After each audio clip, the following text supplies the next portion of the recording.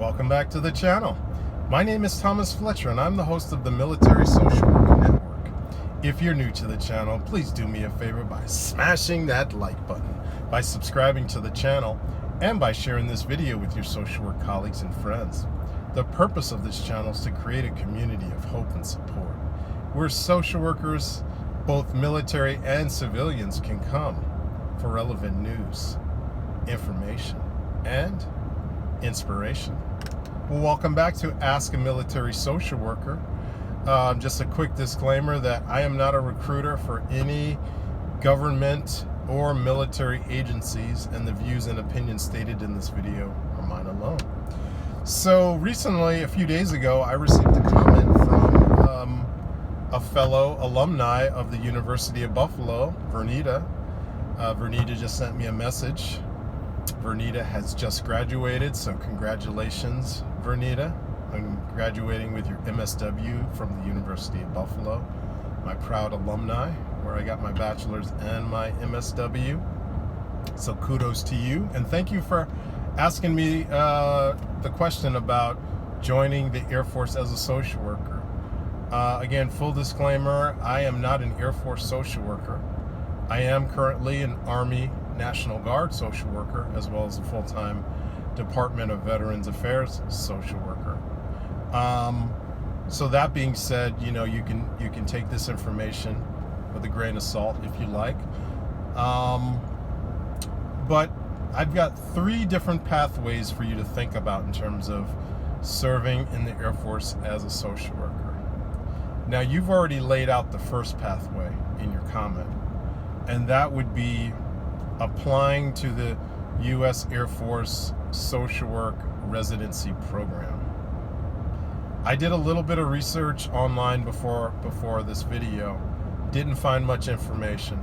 So my best advice to you is reach out to a U.S. Air Force active duty healthcare recruiter.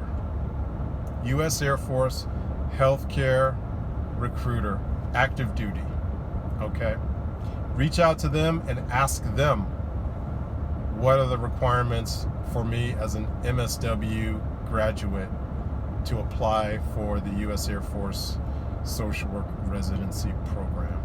I think that's the best advice that anyone can give you, because you'll find information online, but it's not, most of it is not directly from the U.S. Air Force, so you have to take it with a grain of salt. Okay, but you won't go wrong calling, reaching out to, or, you know, going in person or reaching out online or by telephone to a U.S. Air Force active duty healthcare recruiter. You won't go wrong reaching out and asking them that question, because they should be able to answer that question definitively. They should be able to tell you if the U.S. Air Force is accepting MSW graduates for that program, what the requirements are, the duration of the program, everything. Okay? So that's the first pathway. The second pathway to becoming a social worker in the U.S. Air Force would be to get your license on the civilian side. I would recommend applying for a job at the Department of Veterans Affairs as a social worker. As a new MSW graduate, you can come into the VA as a GS-9. You can get your supervision hours for licensure, 3,000 to 3,200 hours, depending on what state you're living in, you're working in. I'm guessing right now you're still in New York, but that doesn't mean you're going to stay in New York. So whatever state you end up settling in, you make sure you find out what are the hours that they require for you to take the ASWB clinical license exam. Okay, so I would get a job at the Department of Veterans Affairs as a GS-9, and while you're doing that, you can also apply for an LMSW license, which does not require any supervision hours. You can do that because the VA is a federal agency. The VA only requires a license from any state, so it doesn't have to be the state that you're living in. It could be from a different state. The benefit of doing that is after working 1 year as a GS9, and then you have your license, your MSW license, you'd be eligible to promote to get a GS11 position if you're not already sitting in a GS9/11. Okay, so while you're doing that full-time work at the VA, getting your supervision hours for licensure, you could again talk to a U.S. Air Force Reserve recruiter this time to find out about available officer slots in the medical field of the U.S., either the U.S. Air Force Reserve or your state's Air National Guard. So I'm in California. So the two options that I would have would be to talk to either a U.S. Air Force Reserve recruiter or California Air National Guard recruiter. Okay, that's just for example. So whatever state, if you're still in New York, you could talk to either the Air Force Reserve recruiter in New York, or you could talk to the New York Air National Guard recruiter. Okay. Difference between the National Guard and the Reserve is National Guard is a partnership between the state and the federal government, whereas the Air Force Reserve is 100% a federal force. Okay. Just a little side note there. So that's the second pathway.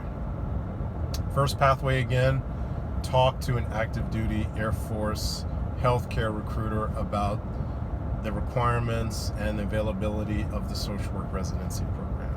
Pathway number 2 is apply for a social work job in the VA, and also as a full-time, get your clinical hours. And on a part-time, you could apply for an officer position in either the Air Force Reserve or the Air National Guard of the state where you're living and working in. And in the Army, at least on the Army side, there are medical officer positions that don't require a license. Okay, there's many of them. One that comes to mind is patient administration, PAD, we call it. I think that's a 70 Bravo. So I'm sure the Air Force has something similar to what the Army has. The third pathway that you could take, Vernita, is you could apply to the Air Force, again, either active duty or Reserve or National Guard as an enlisted airman. That's what the Air Force calls their enlisted airmen, whereas Army are enlisted soldiers, right? So that's the third pathway. And if you want to stay in the medical field as an enlisted, you could apply either to be a medic airman. I'm not sure if that's what they call them, but that's the equivalent on the Army side. Or you could apply for the Air Force's equivalent of what the Army calls behavioral health techs or behavioral health specialists. Okay, so that's the third pathway. You could enlist. You could come in as an enlisted airman. So we have 3 pathways. The social work residency program, talking to a recruiter about the U.S. Air Force's social work residency program. You can, the second pathway is getting a job in the VA full-time, and again, talking to a part-time U.S. Air Force recruiter, either for the Air National Guard or for the Air Force Reserve. And then the third pathway would be joining the Air Force as an enlisted airman on the medical side of the house, so to speak. All right, Vernita, so you got 3 pathways there.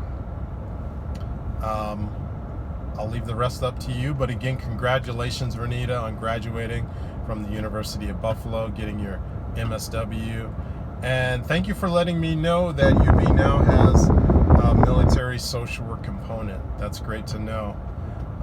Because when I enrolled, wow, when I started the MSW program, that's almost 30 years ago. Next year it'll be 30 years that I started my MSW program at UB. So obviously 30 years ago, UB did not, most schools didn't have a military social work program 30 years ago, so UB wasn't really outside of the norm, you know. But military social work has expanded exponentially over the last 30 years. So, all right, so I'm going to stop there, but I want to thank you all for watching this video. For all the social workers, both military and civilian, thank you for the work that you do every day, for your clients, for your agency, and for the profession. Please continue to support each other and yourselves. Bye for now.